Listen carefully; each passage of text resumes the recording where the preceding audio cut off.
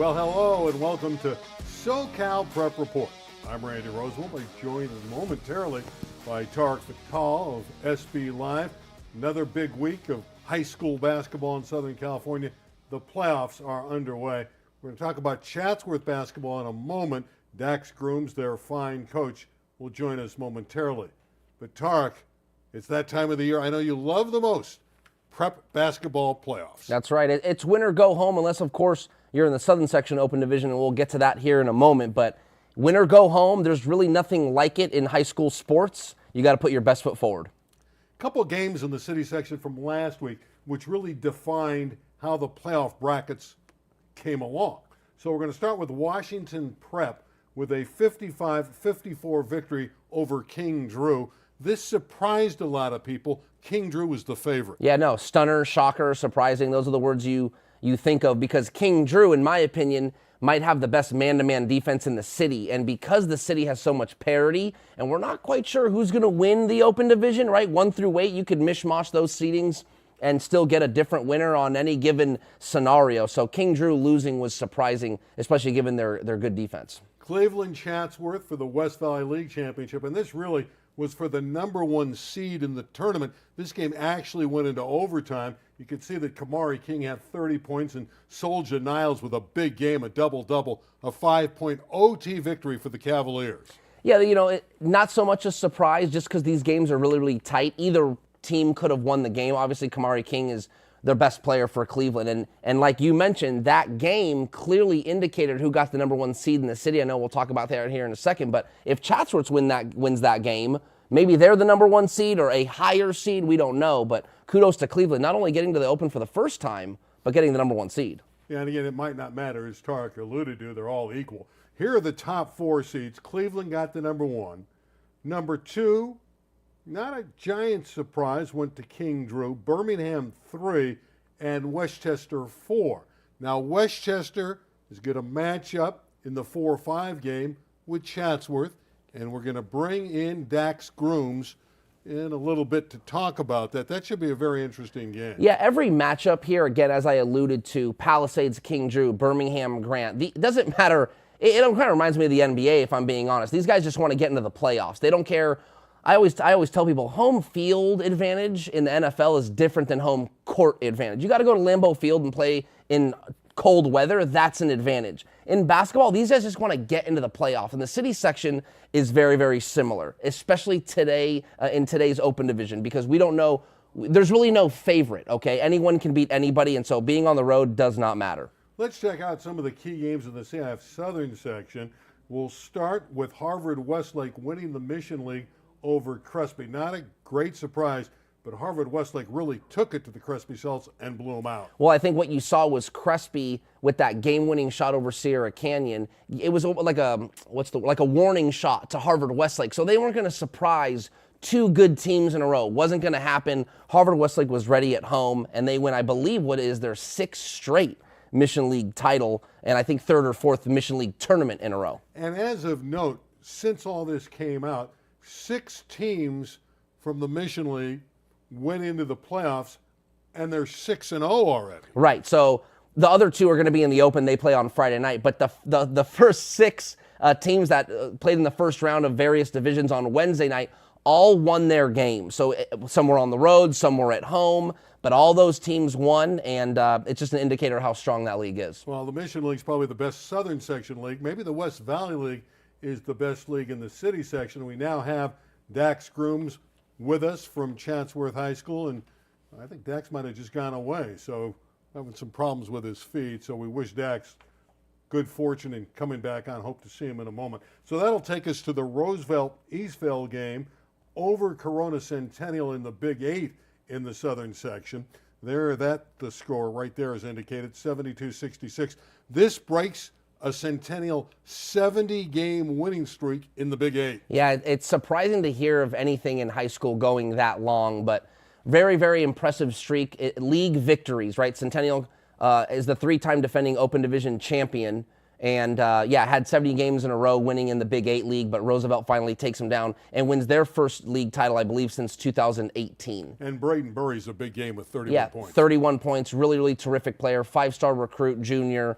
everyone's all over him. He's going to be the hottest recruit as he gets into his senior year. You know, Dax Grooms was a tremendous player at Kennedy High School, very elusive, and he's elusive to get on camera. But we finally got him now. Dax, good evening. Now, look at that smile. Great to have you aboard on SoCal Prep Report.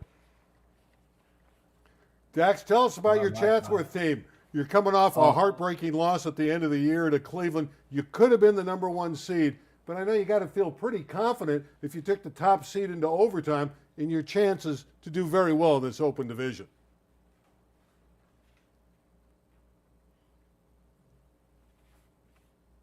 Well, it looks like he froze up. He doesn't freeze up when he's coaching on the sideline. That's the most important thing. I got to see Chatsworth play against Cleveland earlier in the year. I wasn't at that last game, but in their first round of league play, that game came down to the wire. Of course, everyone's talking about Elijah Arenas at Chatsworth. He's averaging 30 points a game. He's the son of former San Fernando Valley legend at Grant High, Gilbert Arenas, Agent Zero, as they all call him in the NBA. And he's a very, very talented player, only a sophomore. Let's try Dax one more time. By the way, did you know Dax played head-to-head against Gilbert Arenas? Let's find out how that matchup went. Dax, are you with us? Yes, I'm here. I don't know what's going on. It must be the weather. Yeah, no, I mean, I got to play against Gilbert, and, you know, the best you could do is try to hold him under 30 points. That's about all you can do. He was averaging 30 to 40 points, you know, consistently 50. You know, so it's great just to be, you know, from the Valley and, you know, seeing all the guys that I played against, and then now see their kids, you know, it's an honor. Yeah, you were at Kennedy High School. I heard you actually did pretty well against him. How'd you do scoring the ball when you played against Gilbert Arenas? I mean, I did okay. I mean, I don't fill the bucket up as much as he fills the bucket up. So you could probably cut whatever he had in half. Dax, I got to watch Alijah earlier in the year, and I was very surprised by his confident and mature demeanor. I just felt like he didn't react too much when he would get fouled or, you know, a charge would get called on him. He doesn't freak out or anything like that. Just kind of jogs back on defense, continues to play, tries to get his teammates involved, and can pretty much turn it on whenever he wants. Talk about his maturity at such a young age. A lot of eyes are on him already. Yeah, he's been built for basketball, man. The dude has been creating a laboratory for this. So he's just kind of, I am surprised too. I'm surprised also he doesn't even hit the floor that much. I don't even ever see him hit the ground. He kind of wiggles through in and out and, contact and everything. But yeah, he's tremendous. We call it, it's hard for us to kind of anticipate what teams are going to do because they kind of run the Alijah defense, which is just kind of a box and one, zone it up, double team, blitz them, all kind of different variations of just shift the defense over to him. So, every game he kind of has to adjust and see what's going on. But yeah, he's really, like I said, built for it. He enjoys it. He enjoys it. He keeps his composure. That's what I like, He doesn't get too excited, maybe on a dunk or two or a block or an assist. But yeah, he kind of has the composure to kind of just, even keel that you need to perform at that high level that he does. As these highlights show, he really makes it look easy. What about the supporting cast around Alijah? How are they coming along, and what kind of chance will they give you to win an Open Division championship in the LA City section? Oh, the supporting cast has been they've been great. We got Taj Unonakale. He's only a junior. He's a stud in volleyball too. He won the Open Division championship for volleyball last year, so we're gonna lean on his experience playing in the playoffs. But he's been a monster in the paint. We got the freshman TJ Phillips, who's been lights out in league shooting the ball. And then we got our senior leadership with Nas Jones, and then we got another junior. So we kind of got a lot of underclassmen. We got some seniors too. So we had a little taste of experience last year in the playoffs, losing a heartbreaker at Grant. But we get to avenge our playoff loss from last year and try against Westchester when we lost them a few years ago in the playoffs actually. So on a program level, personal note, it would be nice to go down there and get one down there that we could have won previous years. Tell us a little bit about Westchester. What's maybe like key to the game, Coach? Key to the game, really is it's like I told our guys, if we play smart and hard, then we give ourselves a chance, and we probably win against a lot of the teams. Westchester, they have some athletes. It's a top tier program in the city section. They're always there. They got numerous championships and NBA players, and they play in one of the toughest. They probably play the toughest league in the city. We play in the toughest league in the valley. They're ready for this. They're built for this. They have all. You go walk in that gym, you're gonna look up and see all these different banners and numbers and all the success they've had. So that's could be a little intimidating, but I think our guys are ready. But they have a solid group. They got some good wing players, that can cause some problems and get going. The toughest thing for us is, and I've been telling our team, is like it's kind of the Elijah factor. Everybody is excited to play us and get up for us, and so we kind of know that by now. But it's still their kids. It's still hard to emulate in practice and get them ready, for that challenge of, it's almost kind of like, Lakers or Celtics when they play teams. It's like, man, you're getting, or Sierra Kings where you're getting like the other team's best shot, whether you're playing your best or not. So, we played a tough schedule. So hopefully that schedule, playing all those tough games against city teams and Southern Section teams will, get us ready it sounds like you got your hands full at the house, maybe more than you will on the court tomorrow at Westchester with the kids having some fun there. But last ad, the fact that it's so wide open to win the championship, you got to feel optimistic, even though you're on the road, even though you're playing a determined Westchester Common team. Like, you have just as good a chance to win the city title as anybody else. Yeah, that's what us coaches have been talking about. We've been all year long like, man, what's going to happen with the playoffs in the city section? It's wide open. There's no dominant team, so somebody's gonna pull it together during this open division playoffs, and crown themselves. They're gonna go on a little run. So it's good because it's there's different. Obviously, for us, we come from the tough league, so we're kind of used to these tough games, but also that could hurt you when we play too many tough games, and so we'll see tomorrow if going through the gauntlet of the West Valley and then playing a tough non-league schedule. We played a bunch of Mission League teams, so hopefully that will help us prevail. Well, Dax, good luck tomorrow night. Thanks for coming aboard, and we'll see how you guys do in the Open Division. Thank you. Appreciate it. Nice seeing you guys. You got it.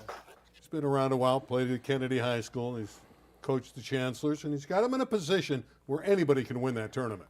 I'll say this. I don't know if – I wouldn't say Chatsworth is by any means the favorite. However, in high school, and you'll agree with this, if you've got the best kid out there, whether it be the best kid on the field or the court, you always have a chance. And I would argue Elijah Arenas is the best player in the whole city. Well, looking at the highlights, he looks like a man amongst boys out there. He's just mature, and his dad, as we all know, was great at Grant High School in the Valley, and his dad says his son's better than he is, so we'll see. Anyway, we'll see how the Chancellors do in the Open Division starting tomorrow night. Getting back to the CIF games, one last game I do want to talk about. It was the baseline game to win the league title. Damien over Etiwanda fairly substantially. You can see 61-49 there. The big center, Nate Garcia, 7-foot junior, had a big night, 28 points. Both these teams almost eliminated themselves from the Open Division. I'm not so sure either one of them gets into the Open if they would have swept each other, per se, in baseline league play. But they're so competitive that they each gave each other a loss. So it kind of bounced them into the Division I bracket, and both will be very, very formidable in that division. Well, the Spartans win the baseline league championship, and congratulations to them. Now, what everybody's been waiting for all night long, Tarek Fatal's final top 10 from the regular season. Here it is, Harvard Westlake, now impressed with Roosevelt Eastville since you saw him play, and down you go all the way to Wynwood, who's on a 15-game winning streak. So doesn't this mean that Harvard Westlake's going to lose tomorrow night? Probably so. Yeah. No, man, these are the final rankings of the year. I know that some outlets do rankings during the playoffs. I never understood why that is. Teams aren't playing anymore, and so on and so forth. So this is it. The gauntlet has been run. Harvard Westlake begins the season number 2 and finishes number 1. Notre Dame, I put at 5, even though technically they weren't in the top 8 in the section because they're not in the open division. But I think that was a little bit, I have my opinions on that. But hey, the committee made their decision, and nevertheless, the open division field is very competitive. I want your opinion in a moment here. Okay, so here are the top 4 seeds, and we are going to talk about Notre Dame in a moment. Sure. Harvard Westlake number 1, Roosevelt Eastville number 2, Mater Dei number 3, St. John Bosco number 4. Yep. That's the seeding. Now, Notre Dame being left out of the open division, they went to Crean last night in D1 and won in overtime. Not easy, but Notre Dame did win last night. How much of a travesty is it that Notre Dame isn't in the open division? I wouldn't quite call it a travesty. However, I believe they were more deserving than maybe a team that got in. If it were up to me, it's up to you. If it were up to me, I probably would have left Jay Sarah out and put Notre Dame in. I do believe St. Pius was deserving. You could probably argue more that maybe Jay Sarah gets in and Notre Dame gets in and St. Pius is out. I won't get into too much detail. That's all on scorebooklive.com if you want to read that coverage. But I think Notre Dame was well deserving. However, if you look at their schedule, they went all in on performing in the Mission League tournament and Mission League play, and they didn't do that, and that's probably why they got out. A name I'm going to throw out there, Paul Biancardi. Okay, this is the chap. He's an ESPN National Recruiting Director. Right. Now, talk about dissing someone. He did not have Mercy Miller, the great star, on his way to Houston from Notre Dame in the top 100 players in the country. What is Paul talking about? Well, I kind of want to flip this on you. You've been around a long time. You've watched a lot of basketball. I know you're not on the recruiting trail and stuff like that, but just the little that you know about the top 100 players in the country, don't you think it's ridiculous that Mercy Miller isn't on that list? I want to ask you first. Well, I think bottom line, it might have been a case where Biancardi was looking for publicity. They were going to do a Notre Dame game on ESPN, right? Okay, I like that. So this might be a little bit of reverse psychology just to make it a topic. Why isn't he in my top 100? When he says he's 101. Well, he's making a story out of that. So I don't know if he really believed that or if he just wanted to make a story. Well, he got pretty testy with it. I'll take 30 seconds here. When I asked him about it, he was not happy that I was interviewing him. I said that Mercy Miller not being in the top 100 was criminal. I tweeted that, and he saw that tweet, and he had a problem with that. He said, hey, I think that tweet was amateur, Tarek, and he kind of got on me about that. Like I said, the guy didn't know anything. He was completely offline. There was no story there. He was just flat out wrong. How's that? Yeah, I mean, why not just say, hey, man, my job is really difficult. I'm watching thousands of players, and the list is tough, and you know what? This is a guy that fell through the cracks. None of that. It was. He kind of doubled down, and he looked at me and he said, yeah, he's probably about 101. Now, in his defense, he didn't mean 101 literally, but just more so figuratively, like it's so close you could put him at 101. It's like, stop. It's ridiculous. It is, right? He scored ridiculous. 68 points in a high school game. I know. In 29 minutes. Unbelievable. All right, enough about Paul Biancardi. Key games in the playoffs in the open division. Sure. Corona Centennial, Harvard Westlake to start. That is a doozy. Well, I think the headline for that is McDonald's All-American versus McDonald's All-American. It just makes it more fun. I'm not saying that's the end-all, be-all, but that's where I'll be on Friday night at Harvard Westlake, the 1 seed versus the 8 seed. Be on the lookout for a column I have tomorrow.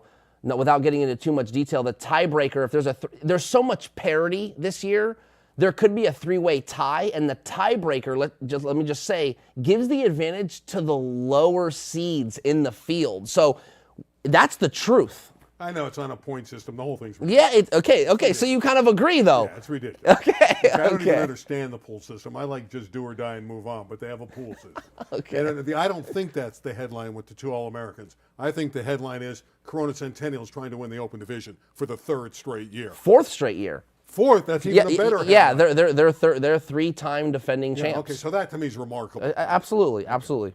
Jay Sarah, at St. John Bosco. Now, I think Jay Serra is better than you think they are. That's fair, yeah. I think they got a great chance, but Bosco went all the way to the finals last year. Sure. It'll be a great game. Jay Serra did lose to St. John Bosco twice this year, so this will be the third time they play. Jay Serra, in my opinion, they just have the two guys that, hey, in high school basketball, you can get away with that. You can get away with two really good players and guys that play their role and know their identity, and they have a good coach in Keith Wilkinson. Totally get it. However, I just think two guys isn't enough in the open because you got to do it through 3 games. Sebastian Rancic and Fowler Rancic, that's good. right. Okay. That's right. Okay, Jay Serra at Roosevelt. I think we both agree Roosevelt should win, but Jay Serra is a good basketball team. Sierra Canyon, Bosco's. Did I mix up the teams? I think you did. I think I'm getting a little. No, there's too many games here. Yeah, Sierra Canyon, yeah, St. John, yeah, Bosco. yeah. There, this is the game. Yeah. This is an interesting That's game. okay. Yeah, absolutely. I just wanted to go with the flow. Yeah, No, as that they was say, very good. You if tried to save me. It's improv, right? If you say my hair's on fire, then I got to go with it. This game is really intriguing. I think Sierra Canyon has the slight edge, although they are on the road. St. John Bosco has no Cade Bonham, who's a really good player. Right. Although you might argue St. John Bosco might be playing better offensively without Cade Bonham, one less mouth to feed. I don't know. Interesting game. Pius Mater Dei is another interesting game. Pius is a team that's very, very talented, great record. Mater Dei is deep, tough game to call. It is a tough game to call. However, Mater Dei was my pick to win the whole thing, and now I'm changing it because Brandon Martinson is out for the year. He hurt himself against St. John Bosco, and Brandon Martinson's the star sophomore. He's their best player. Mater Dei's still very good, deep, great players, but I just don't see them winning the whole thing without their best player. I'm not saying St. Pius is winning that game, but it'll be much closer. I don't know if Mater Dei wins the whole thing anymore. Let's get some of the key games for the Open Division. There's the Jay Serra game against Roosevelt, and we both agree Roosevelt's the favorite at home there. But key games in the Open City Division, and we can just give them out in full here, and Sure. You can pick a game. Laces at Cleveland. We've talked about Chatsworth at Westchester, Pally at King Drew, and Grant at Birmingham. The game to me that's the most interesting is the Pally King Drew game, because the way Palisades played at the beginning of the year, they were horrible. They were 1-11. Well, you have to remember they went through this catastrophic this influx of transfers, like they were going to conquer the world. They did it all wrong, so all those kids left. They got deemed ineligible. Their coach got fired, basically. The AD had to be the interim coach for a little bit. Then they hired a real interim coach. Hey, it's a credit to the program and to the athletic department and the athletic staff to get things on track and get these guys back into the Open. I don't know how far they'll go. King Drew's a young team, so they do have a chance to win. I Sure. do think King Drew has a lot of talent, will probably win the game, but it's a young King Drew team. All right, let's turn our attention to girls basketball in the city section. The top 4 teams, Birmingham, Westchester, Hamilton, and King Drew. Here are the key games from the Open Division. First, Crenshaw at Birmingham. Birmingham is the top seed. Mitchell, a young player, very talented. They're the favorite there. Unlike what we've been talking about earlier in the show with the parity and the city and the southern section, it's not quite the same on the girls' side in both the southern section and the city section. City section, I think it's likely going to be Birmingham and Westchester, if I'm not mistaken. It's just a crash course, and they just need to take care of business en route. Yeah, we'll just show the matchups. Palisades will play at King Drew. There's that game. And again, Pally's had a great program over the years, not quite as strong. El Camino Real at Westchester. Westchester has won the last 2 championships. Blake is a phenomenal talent. Granada Hills, which is down by their standards, coaching change last year. At Hamilton, which is a program that's kind of lost in the shadow of Westchester, but it's a very good program. All right, the CIF's top 4 seeds, and again, there's an imbalance here with Sierra Canyon 1, Etiwanda 2. They're the dominant squads. Ontario Christian and Mater Dei. And we'll look at their 4 games. Orangewood Academy playing at Sierra Canyon. Sierra Canyon with the great McKinley Randolph, big favorite there. Centennial at Etiwanda. Etiwanda's a huge favorite there. Any thoughts about that? Well, here's a clip of Kalina Smith, the freshman from Ontario Christian. I mean, look, she just crosses the timeline and shoots it from the volleyball line. Let this clip run again. Let this clip run again. She dribbles over half court, pulls up on the volleyball line, and it goes straight through. I mean, she is a terrific talent. If the McDonald's All-American game took underclassmen, she'd be in it. Again, only a freshman, and I just want to give a quick little forward look. I think Ontario Christian and Etiwanda will go 2-0 and play each other on February 17th, which will be kind of like a semifinal, and I think Etiwanda will win the game. Yeah, I agree with you. Sage Hill plays at Mater Dei. Sinesta Cotton is outstanding for Mater Dei. She's a tremendous talent. So it figures to be Mater Dei moving forward there. But in the end of the night, end of the tournament, it's going to come down to Etiwanda and Sierra Canyon. I don't think there's any question. This is a clip of Sierra Canyon. This is Jersey Robinson. She's only a sophomore. And, you know, you just don't see a lot of this kind of movement in girls basketball. Look at her, sky for the rebound, grab the rebound with one hand. 1, 2, 3, 4, 5, 6 dribbles down the floor, going around people and going for a layup through contact. So really, really talented teams. And I think you're right. Sierra Canyon and Etiwanda are assigned for the championship, my friend. Collision course. That's right. Of course, Jersey came in from Arizona, transferred in. Tremendous talent for Sierra Canyon. Preseason top 10 in baseball. We'll just look at it. This is the CIF rankings. Corona with a lot of D1 players. Their catchers, Josh Springer, is great. They have 3 or 4 Division I pitchers. Harvard, Westlake, J. Sarah, Orange, Lutheran, and Huntington Beach. Notre Dame, Sherman Oaks, which is very strong every year in the Valley. Santa Margarita, Cypress, La Mirada, and Mater Dei. Everyone's talking about Corona. They're loaded, and the roster on paper is just how can this team lose? But, of course, as you know, it's baseball, and anything can go. So they'll be just fine throughout the year. They'll win some games. They'll win a lot of games. They'll lose a couple games here and there in some tournaments and things like that. But I expect Corona to be in the Division I playoffs, and that's where I'd like to, when I watch these teams play during the spring, I don't necessarily gauge them on how they're playing when I watch them, because I know over time they're going to get where they need to be. It's can they win, how many games in a row can they win in the Division I playoffs, because baseball is such a toss-up, and you need everything to be clicking at the right time to make that run. And there's teams with great pitching staffs this year, in one game and you're out. So anything Exactly right. can happen. Exactly right. A couple notes from CIF Southern Section football. A couple quarterbacks. Bear Bachmeyer is committed. He's a Murrieta Valley performer to Stanford over Alabama and Oregon. His brother Tiger's on the Stanford team. Caleb Sanchez, who was so great at St. John Bosco for 4 seasons, was an understudy for a couple years, took over the job, and by his senior year really did some great things for the Braves, going to Columbia. Yeah, really, really surprised. They actually, when St. John Bosco sent out the press release on who their signees were going to be for National Signing Days, his just said TBA. So we were all like, oh man, where's he going to go? And then Columbia, great pick, great kid, a story of loyalty, sticking around, patience, all of that. And he had a great senior year. They had a great season, and now he's going to play college football, and he's going to the Ivy League. This Sunday's the Super Bowl. We all know that. I had a chance to see Christian McCaffrey when he was a kid. Take a look at this clip real quick. Dawkins in the shotgun. They called the timeout, so they're certainly going to go for it. He has McCaffrey available. Christian McCaffrey is caught from behind with less than 30 seconds to go in the half. Dawkins in the shotgun. Yeah, you know, we can look at this a few times. It's always going to be a great catch. McCaffrey did a great job in this youth All-American game as a runner as well as a pass receiver, and we see him do that in the backfield for the 49ers all the time. Of course, it's the 49ers and the Chiefs. And from the Chiefs' side, their perspective, Andy Reid.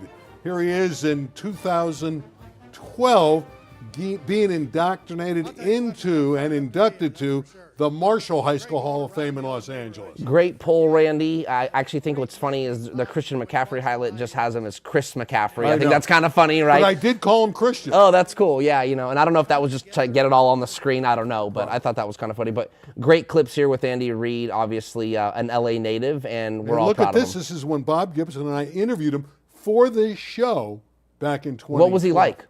Very nice. Very nice. He was very excited to be at the function. That's cool. The Hall of Fame. He was really into it and still is very close with a lot of the people at Marshall High School where he graduated. Congratulations to going into the Hall of Fame. Of course, Andy trying to win a second consecutive Super Bowl, which would be a tremendous accomplishment. Hadn't been done since 03-04 with the Patriots. Your pick. Chiefs. Chiefs. It's It's so hard to pick against Mahomes. I know. People try to overthink it and go, oh, no, it's just, and he proves you wrong every time. Too much experience in that game. You got a score? Nah. 42-13 Kansas City. Oh, my Take it to the gosh. books. No way. That's way too many points. 49-13 Kansas City. Take it to the books. No. Anyway, we'll talk to you next week. Tarek and I will be back. We'll have a lot of results from these open division games, and we'll have a few other topics as well on SoCal Prep Report. We'll see you then, everybody. Take care. How No about question, the Chiefs are going to blow them out. How about Harbaugh, though? Well, the Chargers aren't playing. I know, but that's exciting. That's exciting that he's in says town. he's gonna That's win some cool. Super Bowls, Oh, too. he's going to turn that thing around. I hope so. He's got a history of doing it. Yeah, but Chiefs, big, huge. No, the Chargers are going to win.